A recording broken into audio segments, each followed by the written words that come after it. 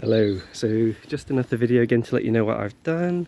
So this rosemary was a lot more bushy before, and I've trimmed it into a bit of a more of a round shape and tried to give these two some space because they were going into each other. This Hebe, I've done the same. I was thinking maybe I could take a little bit more of those two bits, so I'll do that next time. And there was a conifer in here that was 90% dead, I'm afraid, so that's in the bin. I think this thing is a mini version of this. That's got some more sunlight now. I'm not exactly sure what this is. I'm going to leave it to see what happens to it, see if it flowers, and then we might be able to identify it. Again, these two have got a bit more space now. This is flowering right now, so after it's finished flowering, I was thinking to cut this back quite a lot, make it a lot more smaller, because these can get really big. That's just going to dominate the whole space. This, I think it's honeysuckle, and this was all tangled around itself. I've freed it up now, and it was growing through this. I think it's climbing up there a little bit. These get huge, so I think we could either really keep on top of it to keep it to a small size, or find it somewhere else to grow up a trellis like that. So I'm going to have a little bit of a think if that can go somewhere else in the garden. I might trim it a little bit now and just hide it back there so it's not on the grass, and then that will give this a bit more space and sunlight.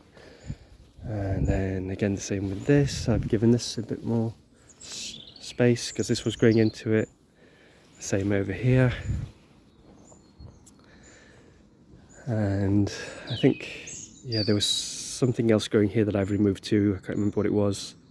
Maybe it was a rosemary there. Yeah, huge rosemary. That's in the bin because that was half dead. And this has been trimmed a little bit. Again, it's flowering. When it's finished flowering, I can trim that more. Nice kind of round shape. I've thinned these out a little bit too. Given this one, I've cut this back a bit so these two heathers can get some more light. As you can see, it's got the sulfate of iron feed around it. It would be good if you could water that in unless it rains significantly. And then this has some more space. I've trimmed it a bit, and hopefully that will stimulate that to thicken up, and maybe we can shape that. And what else? I've removed a few of the daffodil heads that I've gone over. I'm going to leave the leaves on because that will help the bulbs carry on feeding themselves with photosynthesis, and then they'll come back stronger next year. This is a star jasmine, and this just wants to climb up things and be massive.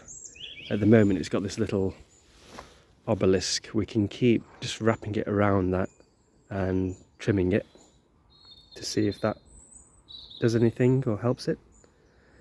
But if not, then maybe we can look at finding a different location or just getting rid of it altogether, because I think there is already one over here, and this is doing what it wants to do. It's climbing up this trellis and going through the neighbours. So again, something we want to keep on top of. I've trimmed this a little bit as well to give it some more sunlight because that was going over there. These rhododendrons, they've got some of the iron feed as well. This, I wasn't exactly sure what this is. I think it might be a Viburnum opulus.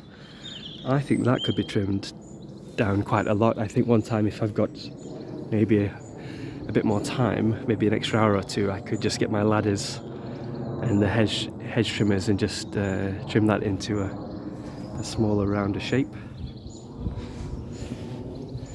And then this side I've not done too much because I did this last time, but there's some iron sulfate there, and there's also some at the front of the garden around the base of the camellia, but I think that might be quite difficult to water in. Okay, yeah, I think that's everything from me for now, and I'll send you a few photos of planting ideas and maybe something about some fertilizer. Okay, thank you.